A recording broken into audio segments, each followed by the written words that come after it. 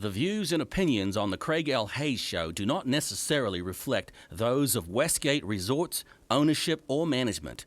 And now, on with the show. Extra, extra, read all about it. Get your copies while they last. Stop the presses. And now for something completely different.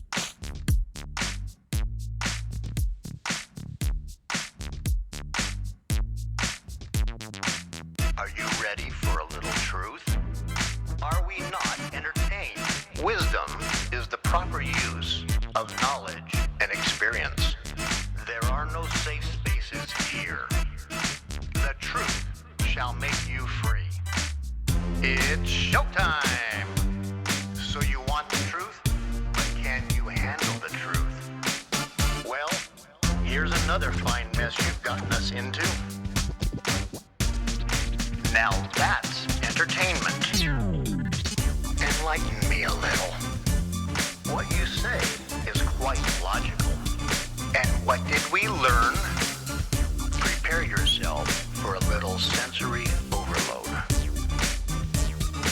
I came here for the truth.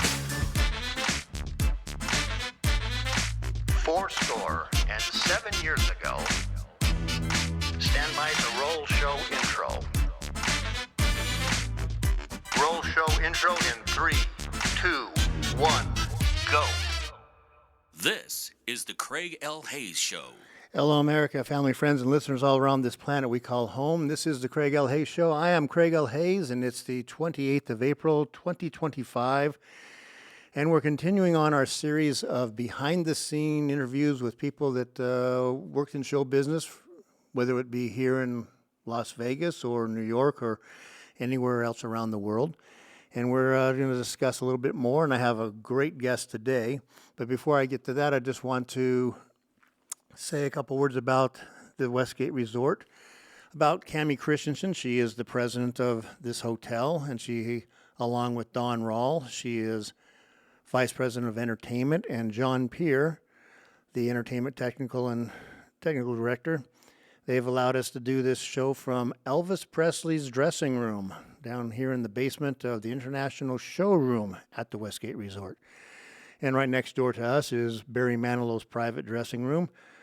The two men that have the most shows ever here. Barry Manilow broke Elvis Presley's record almost a year ago. Elvis had 636 shows here, and Barry Manilow's right about 700 now. I did 673 with him of those 700. But today's guest is known him a long time out of Local 720. I've been looking forward to this one for a long time, this interview, and talk to him. He's another audio geek like myself, and everything audio, that's what we did. And then I became a head carpenter, and I forgot everything about audio and how to do it. But seriously, the guy I have today, I am so happy to have a chat with him and spend the next hour or so or two or whatever we got to spend to get his story in. And his name is Steve James, and he's here with his wife, Janie, who's sitting there just going to listen in on the conversation. But Steve, Janie, welcome to the show. Thanks, Craig. Appreciate it. It's great to have you here, man. I've been looking forward to this one and wanting to do this one for quite some time. And finally, the stars aligned and we got you here. And so we're going to go start off a little bit about your history. You know, tell me a little bit about your youth coming into the business. But the main question is always, how did you get into show business when we get there eventually?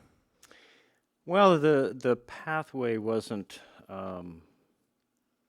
difficult per se, but it just took a little while, and we moved, my mom and dad and I and my sister moved, sorry, I'll stay on the microphone. Yeah. You'd think I'd never had one in front of me before. I know, like your first time. Yeah. Well, Liberace made a comment to me one night, and I may bring that up, but that's okay. It's my dad was in the service, and we'd lived in Hawaii, and he was getting ready to get out and got moved from working on the Mars aircraft in Honolulu and onto the Lexington. So my mom and my dad and my sister and myself packed up, and we headed to Las Vegas. And it comes to, the relationship here in Las Vegas kind of deals with who was here at the time. And it was my aunt and uncle. And my aunt was my mother's sister. So we stayed with them for a while until my dad finished his tour. And I got to know my uncle reasonably well. I mean, he had a machine shop here in town. And I would go to it periodically, and it's not there anymore because the freeway took it over, and he ended up, eventually, I'll jump ahead a little bit here, but I'll come back. He ended up moving his business on Sheridan about a block away from Local 720. And he was there for longer than, the union hadn't built their building yet for a while. So his background primarily was doing machine work, precision machine work. During the war, he rifled big naval guns and stuff like that. West Virginia, moved here, started a shop. When I first walked in there as a young kid, he had Bob Council was a camera repair guy, and my uncle did precision machine work, and I found out later he relieved most of the theaters in town, the Huntridge, the Guild, what was the other one? Well, I remember the Fox down there on Charleston. The Fremont, the El Portel, and the Huntridge and the Guild, which is on 2nd Street. Those are the ones he did. So I got invited up there one time, and where I got my feet wet, so to speak, was that I went up to the booth, and he said, "You want to do a changeover?" And I went, "What's that?" And they had two 35 millimeter machines. One was the primary, and the other one was secondary. And the reels only lasted 20 minutes, so you had to do a changeover. And I don't know if you remember old-time Phil, you'd actually see a dot in the corner at a specific time. Well, that kind of gives you an indication that you got to start the movie. So he allowed me one time. Took his life in his hands, I guess. And he said, "Just do this." And we were both watching it, and he said, "And now," and I went pop, and it changed over. And then he says, "Okay, back off the carbons." Then we had carbon arcs. Wow. And we backed it off. He shut the thing. It opened, turned the flame off and everything. Let the film go through, took the film out, put it in the rewinder, and it had to go in upside down and backwards. And then once it's done, you set it in its row. So each one of them, and being 20 minutes, you figure, what's that, about 6 or 7 to do a full show. Yeah. So I went, gee, this is kind of cool, but it's monotonous. So at any rate, that's what ultimately led to my area it was started off really very, very slowly. He got a call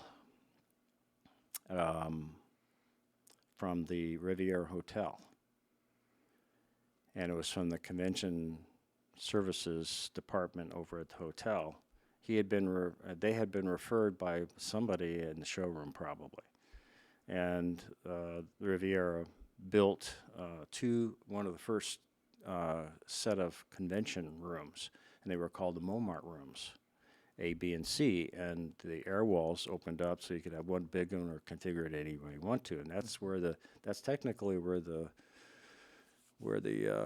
convention business started for stuff like that. So he got a call, and they asked, there wasn't really that much involvement, but they asked him for a film projector and a screen and somebody to run it. So he loaded up his Volkswagen pickup truck and went there and came back, and he said, "I can't believe it." I said, "I ran the movie, tore it down, went to the casino, got paid, loaded back up, and here I am." And he says, so that's how his AV business really started. And so it was word of mouth through most of the guys in the local, because at the time the film portion of 720 was its own division, and there weren't that many guys that were there. So at any rate, that's how his rental business started. And over time, he would just buy more equipment as they kept calling for him. I was, I was still young, in school and stuff like that. So it just, it was off and on, and I guess the issue was that eventually he had to move because the freeway was going to go through his building. So they moved it all down. He moved everything up, and after a while, I started working up there part-time after high school. Janie kind of got involved a little bit. I drug her along with it because we both went to the same junior high school. Which junior high school? Roy Martin Okay. Junior High, and I was a year in front of her. So, at any rate, she followed me over to Valley High School, and we were there. But I would work part-time as this whole thing developed, and that's exactly what it did. The convention business just kind of took off, and he was getting, as a matter of fact, what ended up happening, there was so much AV gear was being bought, the machine shop got pushed out, technically, and it wasn't in use as much. So it became quite a business, per se, and after college, I think I was there for 2 years. You were there for a year or so, yeah. We just ended up, I was going to be a physical anthropology major. Can you believe that? Physical anthropology. Yeah, Wow. that's somebody that goes out and digs up dead people and things like that. And it was funny because I decided, and Janie and I were talking about it, because my major professor said that, she said, well, we just hired a new professor. And I went, really? I says, what kind of specialties does he have? And he says, well, he ended up spending about 5 years naked in Borneo with Aborigines or whatever. And I went, okay, that's what they were looking for. So we made the decision that, probably it'd be better to look for something more around our skill set and everything. So How about that? it was, there's a lot of ups and downs with the thing, but we eventually became a pretty good sized business, per se. It was always my uncle's business. Yeah. And That's Nevada Audiovisual. Yeah, it right. was, correct. And I don't even remember who came up with that name. Do you remember? Who? Well, it was first audiovisual services. and AV we service. Changed it to Nevada Audiovisual. Yeah, because there was an AV services already. And she's my backup, as always. She's got the information, man. So, just before you go anywhere, you guys went to Valley. Yes. What year did you guys graduate? What was? 68. And you were 69. 69. Yeah. I'm 80 from Valley. So Really? yeah.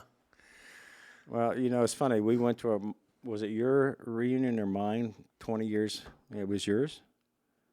Yeah. And we were just surprised that, they were bringing in people that didn't have a clue. I mean, not so much teachers and things like that. And I went, okay, but some of them did recognize us and her, which is okay. But, that was it. Went to UNLV, and actually went to UNLV while I was a senior in high school. They had this program, and you went too, right? Yeah. So we were able to take English and some other things to get that out of the way. Yeah. Excuse me. And so we just kind of decided eventually to the point where, since I was changing and still doing, working out of the company per se on a limited basis, we were looking at that and saying, okay, we can actually make this work. So Janie ran the office of Nevada Audiovisual, and I sort of ran the rental end of it. And my uncle still did film work and things like that. We had a facility that he added, when he added on to the size of the building, they actually built a studio, and we showed the dailies of the first Superman movie that was shot out in Red Rock. So the whole thing just kind of got a little bit bigger and everything. So that's kind of the basis for the most part. worked. When did we leave? Well, Bruce Ruger, or Mr. Ruger is the one that kind of. Yes, that's right. Didn't look at my notes on all this stuff, but I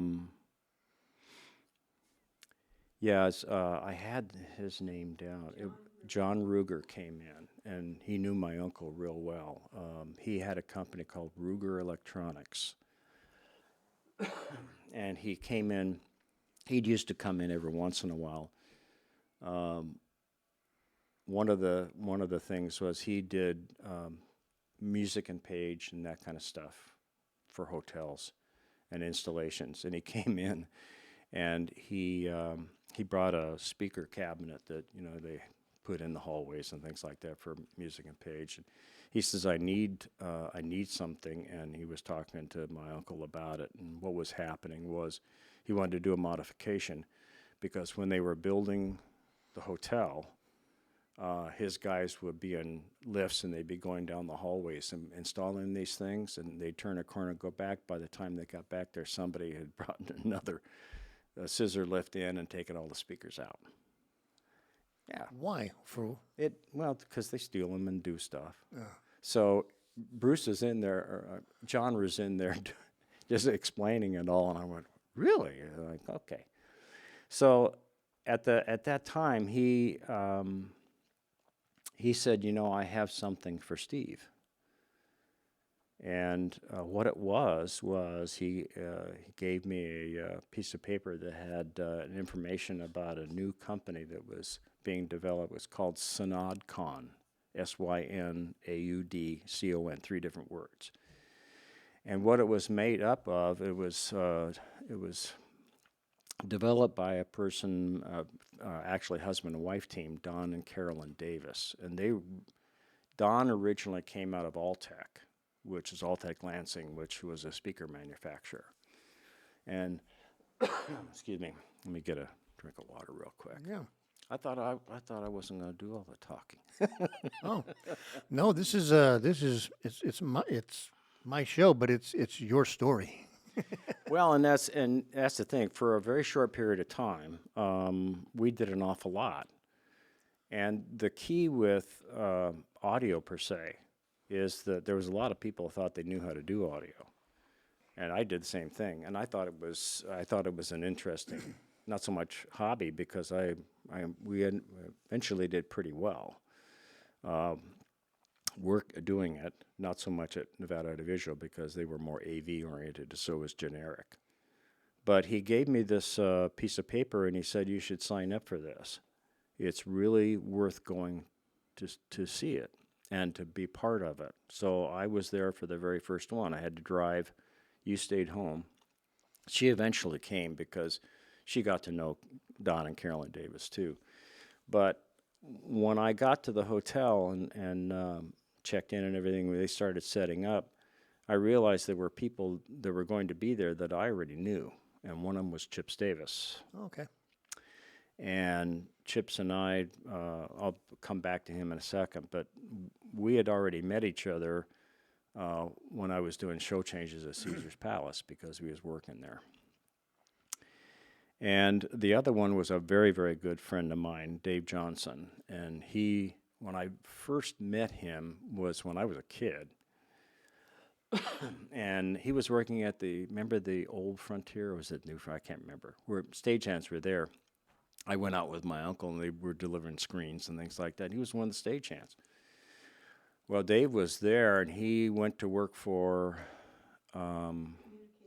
communication specialist as their engineer, and he was very good at building stuff. And that company was in San Diego, so we got to know him very, very well. And but going to SynAUDCon, there were people in there that were amazingly talented and had been in the business for a long time. A lot of engineers, designers, and understand. But what the class really was about was to be able to understand how sound worked in an acoustic environment, how it traveled, what it did, reflections, and all kinds of things.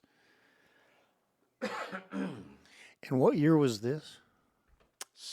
72? Wow. Yeah, it was early 70s. And, you know, what he was really talking about, people just didn't understand. Yeah. You know, just to kind of give you a real quick thing. I ran into another friend of mine from New York when we were getting into the rental business. We started talking about speakers in rooms and things like that. And I was already into this, so I'm jumping a little bit ahead. But he said, I was talking about the two speakers that were like 8 or 10 feet away on a delay row. And I said, one of the things we have to consider here is the fact that that speaker here knows that other speaker is over there because of the acoustic environment. And he looked at me, and I can't say it on the air, but basically said I was crazy. He says, you really don't know what you're talking about. That speaker doesn't know it's there. and Steve Oliker, who was another good friend of mine I'll go into later, was part of the crew on this thing. He was another sound guy, and he walked over to him and he says, no, he's correct. That's physics. That's the laws of physics, which Janie understands very well because she was the math major. So he just like put his tail between his legs and walked away. And that's one of the things that people for a long time didn't realize, and we didn't realize it until the technology was developed. And eventually it became what was called time delay spectrometry. Yeah. So you could actually look on the screen. I forget, we spent a lot of money on these devices, the TEF Yeah. machine. We had one of the first ones, and you could actually, on the delay screen, it did it over time. So you could see the arrival of one of the speakers, and then you could see the arrival of another. And if you're in a room backed away, you have your main system and delays. If you're in the back of the room, what are you going to hear first? Well, if they're not delayed, you can hear your delays or the Right. ones above your head. Yeah. Right. And then behind it will come the main The system. main system. Yeah. So what you had to do is you had to put a delay on the delay row, and the spectrometer, the TEF analyzer allowed you to cursor from one to the other and do a sum and tell you how far that way away it was in feet, and it would change it into milliseconds. You'd put it into the device, and the delay speakers wouldn't come on until the main system wave hit it. Yep. So it becomes seamless. And most delay systems, if they're done correctly, you never really know they're there. Yep. You know, so that's what SynodCon was about. It's all about acoustics, how all the devices works, and you know, like I said, getting to know Don and Carolyn Davis, who were the principals. They passed away. They're gone, but I bless them every day when we were in audio, as that they gave us a head start on knowing exactly how the stuff worked. And I think when we left NAV and built our own business, which was actually after I left the Hilton, we had all of that information. We spent money. Well, we were looking at, well, how much is that going to cost? Because she was, and that's okay. I mean, you know what? She is actually the one that made the company work. I mean, if I was left to my vices, I would have spent money all over the place. But what we bought made us successful. And the bottom line to the whole thing, Electroacoustics, you know, which is our company, we never solicited or advertised. People came to us because of what we did. So that's kind of the trail end of it. We stayed in business to 2012. 2009, we decided we needed to get out, and couldn't sell the business to anybody. But we had people that wanted to buy us, but that turned and went away. And In a situation like that, there's a reputation, but you two were the reputation. oh yeah, So if anybody was buying it, they were just buying equipment. true. Because if you didn't go along with it and you two were there, it wasn't electroacoustics. Yeah. Well, and what we ended up doing, because there was some talk about buying us, but that never, we didn't ever get to fruition, and so we just kind of moved on a little bit. we found a company that dealt with handling old equipment, and they would sell it.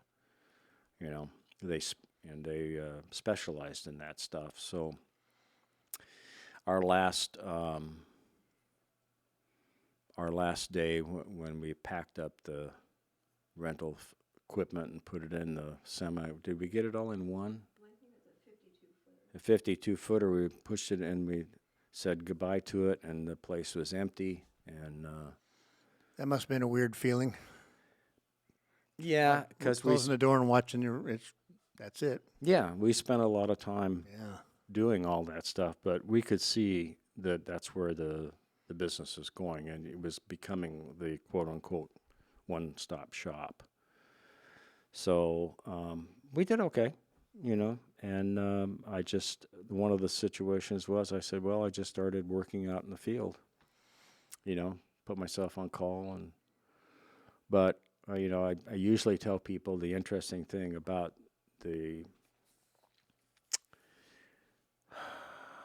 what's the real good, the people who knew me and knew my abilities at the time, I never signed in to Local 720. Mm-hmm. I was always on letter request, and we did very well doing it, and she managed me for the whole thing. So she's the boss. Well, and you know what? And I give her credit for all of it. She likes to stay in the background like she is now, but trust me, we wouldn't be in this situation if because like I said, if I needed something, I had to go to her. I said, "What do you think?" And she says, "Well, are you going to be able to rent this thing, and how many times?" And she made it work. You know, she was probably, and most of the guys and girls that are in Local 720 knew her real well, as much as they knew me. And we'd get people come into the office periodically. But that was kind of the pathway, you know, from start to beginning. When I left Nevada Visual, it was about time anyway, and it worked well. And the thing is, I was already working through the local at night. And when I left and walked out the door, I says, the only thing I'll say about medical, he says, well, now you're going to find out how it is to work in the real world. And I went, I'm already doing 2 nights at the Flamingo Relief and in the lounge at the Hilton. And he just was really surprised because we never mentioned it to him. Yeah. So other than that, I mean, we had a good run. We made it very successful. And we made our business very successful after we left the Hilton here. You know, we figured it was time because I went through that whole process. Well, good. We're just about at the end of this episode. We've already been 30 minutes on this. You're kidding. Nope. They go quick. They go quick. Well, when you got a lot of information, well, I mean, to say it, you know, it burns through the time real quick. Most of my history is there, so if you want to go to commercial, or we'll take just a little break here, and then we'll be back with Steve James and his wife Janie, which the two are together all the time. I never see them not together. It's like it's a package. Yeah, you get one, you get the other. So we'll be right back in a minute. Talbot, let's take it. Talbot, take it away. This is the Craig L. Hayes Show.